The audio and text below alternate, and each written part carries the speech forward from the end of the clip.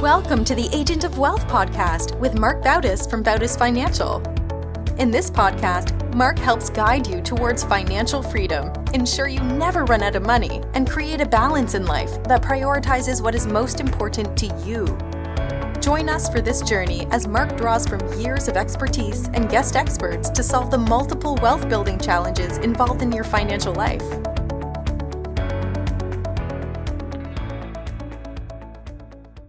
Welcome back to the Agent of Wealth. This is your host, Marc Bautis. On today's show, we brought on a special guest, Johnny Wolff. Johnny is the CEO and founder of HomeRoom, which is one of the fastest growing co-living companies in the United States. Johnny, welcome to the show. Hey, Marc, really happy to be here. Thanks so much for having me. So I'm excited for today's topic. On the podcast, I've had covered a lot of different areas of real estate, but we've never covered co-living. So maybe if you can start us off, just tell us what co-living is and how did you come to start HomeRoom? Sure. So co-living is, two or more unrelated people. Typically it has a service layer. So it's not just roommates living in an apartment, but usually furnished common areas, roommate matching, amenities package of some kind, including maid and yard care. Community is a big focus as well. So sort of like an A-class apartment building where they have a lot of events. Co-living companies provide that to their tenants as well. And what HomeRoom's unique wrinkle is we're in multiple cities, so you can actually transfer cities pretty seamlessly with the push of a button in our app. And we have our own software technology we've layered over the top to kind of make the experience even more fine-tuned and kind of perfected for tenants. So is the experience really mainly on the tenant side of them finding a co-living, the ability to find a co-living friendly property, or is it also on the property owner or the landlord side of managing a co-living arrangement? The co-living itself is kind of talks about the tenants, but the reason that the investor and the property manager or whoever, or fund or whoever is investing in that type of form factor is doing it is because you get more rent per square foot. So that's the big side, the big attraction for, Deer Park invested $75 million in Bungalow, who's doing co-living, throughout these tier 1 cities. So it's really for the investor, there's not much of a different experience than a standard single family rental. You buy the property, you do some work, and then usually your co-living operator will manage it. But you're going to get a higher return. So that's really, there's not much difference for the investor side. Mm-hmm. And what about on the tenant side? What do they have to consider? And I guess maybe to even take a step back, when someone goes into a co-living property, what percentage of the times do they actually know the other people? Do they previously know the other people that they're living with versus it's a complete stranger that they're living with? Yeah, it's typically none of them know each other. We do occasionally have groups that'll move into one of our residences, but we use various ways of making sure compatibility exists before people move in. So we're working on a roommate matching machine learning algorithm to kind of perfect that from a data science standpoint. But, in the meantime, we've been doing roommate video calls where people can meet and talk to their future roommates, make sure it's a good fit. So those are kind of a couple different ways we do it. We also do kind of the standard background credit check to make sure you have a high quality kind of citizen to the world that's moving into the co-living space. We think that typically people living in co-living they need to be responsible and kind of thoughtful of others. And how does it work from, let's say I am looking to invest in and purchase a property that I want to make, use of for co-living. What service does HomeRoom provide? Do I come to HomeRoom with a property and say, I'd like to put this under your umbrella? Or do I have to go through HomeRoom to purchase a property that would fit under, your umbrella? Or is it some combination of both of it? Yeah, it's both, actually. That's the plain answer. We focus a lot on helping investors buy these homes because then we can select the form factor that's ideal. But we also have a number of people that, reach out to us. They have homes. They want to deploy this model in their property and make a bit more rent. And so what does HomeRoom do? Do you actually manage the entire process, including like actually renting it, the tenants? Do you, I guess, just inherently get involved in, or how do you not get involved in playing referee sometimes with, some, I guess, conflicts that would go on in the property with strangers who are, renting together? Yeah, we manage the entire process from, property selection to deal underwriting, to purchase to property kind of set up, and maybe even some rehab. We have vendors kind of locally in every city that handle that for us. In terms of roommate dynamics, we actually surprisingly have much fewer issues than most people would think. Generally, people get along. And we found that want to live in roommate houses, believe it or not. We do have, an escalation if there are problems. We actually have like a therapist on retainer in case people need to discuss issues if it gets really escalated. But yeah, in terms of like really big roommate tensions and blowups, like that happens surprisingly rarely. Is there a specific type of, I know you mentioned, it could be either way, landlord or owner comes to you with a property, or vice versa, you help someone purchase it. Are there differences in terms of, like, let's take the simple single family house where some features of it would make it better for a co-living arrangement than if it wasn't? Generally, we find that if you perfect the space and perfect the environment, you find that it's just a better experience both for the investor and for the tenant, right? And so that means that people are going to stay longer. And so the returns to the investor are more robust, right? You don't have turnover. You don't have to worry about vacancy, all that. But then on the tenant side, if the space is perfected, they're happier, right? And so we have fewer issues that get escalated. And so that's removing tensions for tenants. Like we have maid service so that if there's dishes in the sink, those get picked up and cleaned up. We grade the house for cleanliness. We have just little details throughout the experience that fine tune it for roommates, making them happier, and that turns around and yields more money to the investors. And on the roommate side, how is it structured via, everyone doesn't fall under the same lease. Is it structured, everyone has a separate lease? Yep, everyone has their own private lease with HomeRoom. And is it the same as like a regular, like typically like a 12-month lease, or are the terms structured any differently than if someone went out and rented a full property? We have a custom member agreement. We actually call it a member agreement, not a lease, because you can actually transfer between properties seamlessly. Typically, people do sign for 12 months, but we do as short as 3 months. We're pretty flexible in how that works. And when you say transfer among property, like HomeRoom has like a directory of properties with openings and in city to city, and I can say, all right, I'm in here, and I'd rather be somewhere else. And if there is a spot that I can find, I'm able to transfer over to that other property. Correct. Yeah, you can move from Kansas City to Austin tomorrow. How many cities is HomeRoom currently in? We're in 35 and counting. Okay.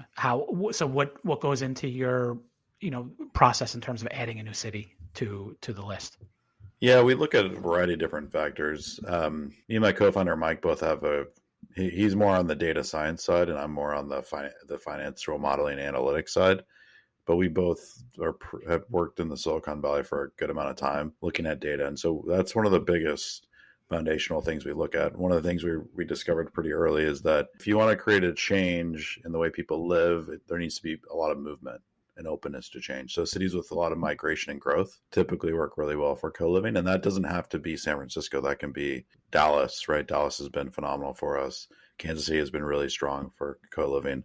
So as long as there's some movement and people coming in and out of the city, it increases kind of the total demand. In addition to that, we're looking at economic fundamentals. It's really important to make sure that when investors buy, they're buying a great model that can pretty much work anywhere, but also a good city that can like maximize their upside over time.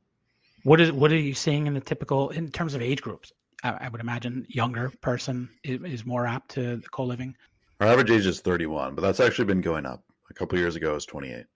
Do you see that trending that way, where it's going to become more and more accepted, as people are getting older? Yeah, I think so. I think we're just seeing marriages be delayed, and I think housing affordability is a crisis across all age demographics. And so we really do think this is probably one of the bigger kind of solutions to that. And how have you seen over the past 2 years with COVID? Have you seen kind of a mindset change where people maybe don't want the co-living arrangement because they want space or some separation, or have you seen no impact? It's a question we get a lot. And what COVID did to moving is that everyone stopped moving, essentially, right? So no one was moving anywhere. So if you had a lot of housing inventory, it was a really tough time to have it, especially shared housing inventory. Mm-hmm. In our case, we had zero vacancy at the time. So no one left, no one joined for 4 months. But then after that, it kind of got back to normal because our demographic is quite a bit younger. So it affected them, I think, less than average. We grew 300% this year. So we've been growing faster than ever, actually, during the pandemic. just because the need for housing and the need for community is stronger than kind of the negative forces of COVID. What do you see as the makeup of these houses in terms of number of people that makes sense? And is it, if it's 4 bedrooms, it's 4 people, or do you see like multiple people in a bedroom, or how does it usually structured inside the actual house? Each person gets their own bedroom. And a lot of times we'll add bedroom walls to different properties to increase the number of roommates that can live there. We're super mindful. We want it to be the perfected shared living experience for the tenant side. So that means when we add bedrooms, we do it in a way that's elegant, fits with the floor plan. And then we'll extend the stay of everyone there, because by adding more bedrooms, we can actually charge everyone less in rent. But the house still has to support the new amount of people. And that includes parking, that includes number of bathrooms, everything like that. We have to be very careful and thoughtful about how we do that.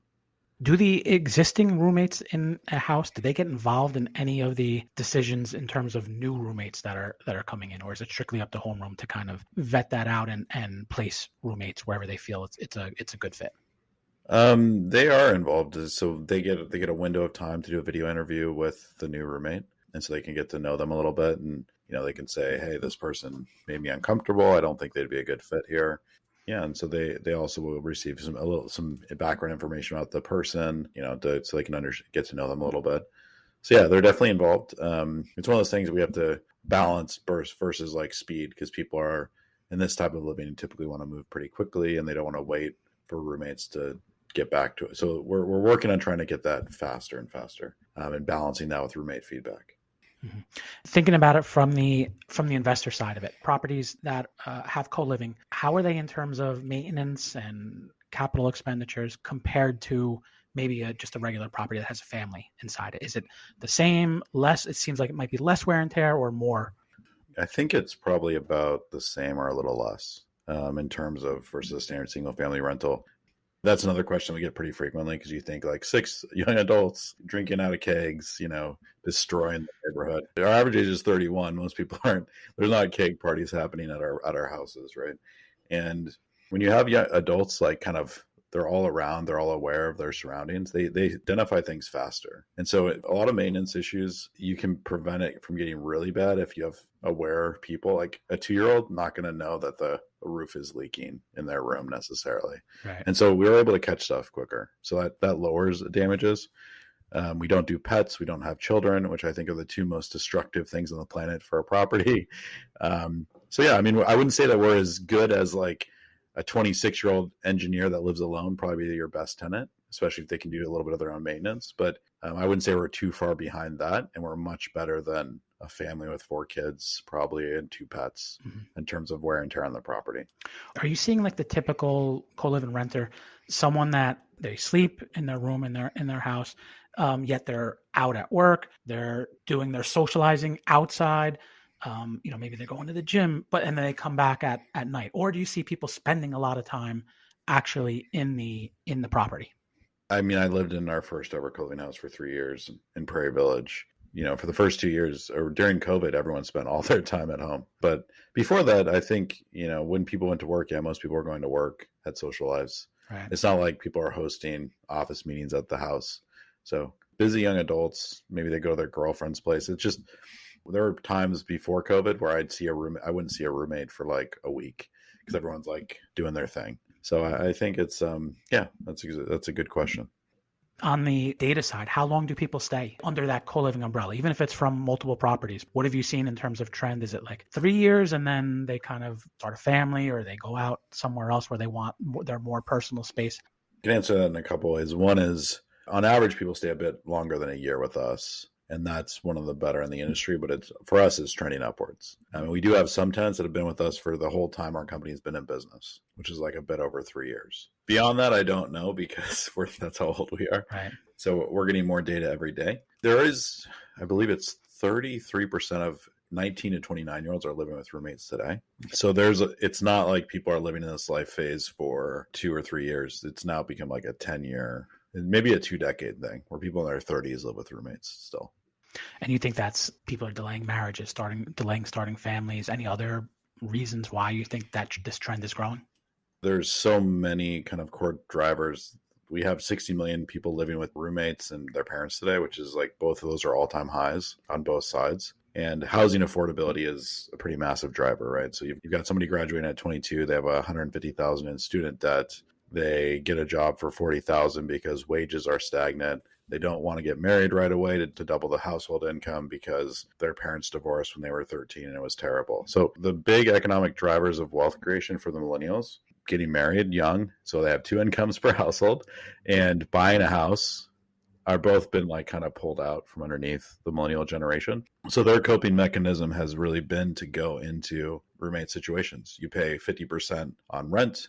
The communal aspect of having a marriage and a family, now you get from your roommates. The reason like a show like Friends was so universally beloved is like it's this kind of the new way of living for this whole generation, is to kind of create your own adult family after college, because that's going to last you 10 years, 20 years. And no one really wants to live alone for that long, right? Right. So we talked a little bit about on the investor side, basically purchasing a home, whether it's by themselves or through HomeRoom. But I think you also have a way that an investor can get involved from a more passive approach through a fund. Is that correct? Yeah, we have a syndicated fund through a registered investment advisor partner. That's for accredited investors only. Yeah, so you can invest, $50,000 to $100,000. That money will go into the fund. The fund will buy the property and own the properties. It's just a different way of doing it, different way to kind of deploy your capital into co-living, which I think, frankly, is, in my opinion, like it's the big opportunity in real estate over the next 3 years is kind of this direction. I think, before, maybe the last 5 years has been vacation rentals. I think it would have been the biggest ROI opportunities, because you can always find the most upside and opportunity in like kind of the new thing that's creating new value versus kind of redoing the same thing over and over again. Is it all single families, or is there ever multifamilies or apartments where you're kind of creating like a mass co-living structure at scale? There's companies that do the massive co-living kind of option. Common out of New York. WeWork had something called We Live for a while, but there's a number of these players that do apartment-based, massive kind of ground-up co-living developments. I've always personally been a single-family investor, and so focusing on this made a lot of sense to me. I love having a yard. I love having, some space. I love having neighbors and a paper boy delivered right to my door, all that stuff. So that's what we do, and I don't know if we'll transition to apartments anytime soon. And then as far as from you starting the company, and I know you mentioned you were in the first co-living space, but was co-living something that you were doing and then kind of just got the idea that, wow, maybe this actually would make a company? Or did you kind of get the idea and then just say, you know what, I'm going to try this out as I'm building the company? Yeah, the origin story for the company is it kind of developed slowly, but I'll go through it pretty quickly. I graduated college and I lived with roommates, in the Bay Area from 2018 to 2015. Or sorry, 2008 to 2015, my mistake. And I was also investing out of state in real estate that entire period. And while we were able to find roommates on Craigslist and Facebook and it worked, what we were doing was creating kind of a microculture of roommate housing that we thought was perfected, right? We had a chore wheel that we rotated. We had a maid service. We did a lot of things that made it work for us. And a lot of the core concepts of what HomeRoom has become is seeing like how roommate situations work and don't work for myself personally. So I moved to Austin, Texas in 2015 and to invest in real estate. And I decided to do roommate housing because that's what I knew. And that's what I had kind of experienced for the last 7 years. And I wanted to live in those houses because I love living with roommates. So my returns on that portfolio were over 500% annualized, because by renting out the rooms, I was able to get like 75% more rent than renting to a family. As a finance guy, I'm looking at these numbers. I'm like, why don't I just do this a million times? But I didn't really want to buy a lot of real estate. I wanted to create a platform where other people could do this. And I knew it was a huge need for the renter side. And I understood why it was good for the investor side. So that's why I started HomeRoom, in 2018, created this option. You mentioned about, being able to collect more rent under a co-living arrangement rather than if you rented it to just a family. Is that still hold true today, or have you seen shifts in that? With the right form factor, you can still make over 100% more. You can make 100% more on rent. Yeah, so it's really about dollars per square foot. And so the right property with enough rooms is always going to get you more than renting to a single family. What's next for HomeRoom? I know you're adding cities. Anything to the platform or anything you're specific doing on either the owner or the tenant side as far as next? We have a lot of plans. The most recent was launching the syndicated fund, the Coliving fund. We launched that last month. We're adding 3 markets over a 90-day period. We launched Indianapolis and Pittsburgh. We're launching Tampa next. In the future, we'd like to be in every city in the United States with this Coliving product, and we'd like to offer property management services to single-family home investors as well. So we really want to increase our form factor footprint as well as kind of our geographic reach. And when you say add property management services to single-family homes, is that homes that are single-family co-living or even outside of co-living? Yeah, we're going to be offering it to non-co-living homes. And then you mentioned the syndicate. Is that you're raising funds for it, and as funds are raised, you're going out and, if properties make sense to purchase, the fund is actually going out, purchasing the property and then getting it under the HomeRoom management umbrella in terms of servicing going forwards? Yeah, exactly. Yep, that's really how it will work. We have some capital there. We're going to be looking to deploy pretty soon, but continuing to raise into the fund going forward. Well, we're just about out of time. Johnny, I'd like to thank you for being on the show. You provided some great info into a type of real estate investing that a lot of people don't think about. How best can someone reach out to you, find out more about HomeRoom? Sure. So livehomeroom.com is our website. You can go on there, take a spin around, look at it. On the investor side is /invest. And you could schedule a call with a member of my team with a click of a couple buttons right on that page. In terms of reaching me, it's johnny@livehomeroom.com. I try to respond to all my emails every day. Feel free to hit me up anytime. Awesome. We'll link to all that in the show notes. And thank you again. And thank you everyone for tuning in today. Thank you for listening to the Agent of Wealth podcast. Click the subscribe button below to be notified when new episodes become available. The information covered represents the views and opinions of the guests and does not necessarily represent the views or opinions of Bautis Financial. The content has been made available for informational and educational purposes only and is not intended to be a substitute for professional financial planning and investment advice. Always seek the advice of your financial advisor or other qualified financial service provider with any questions you may have regarding your investments and financial planning.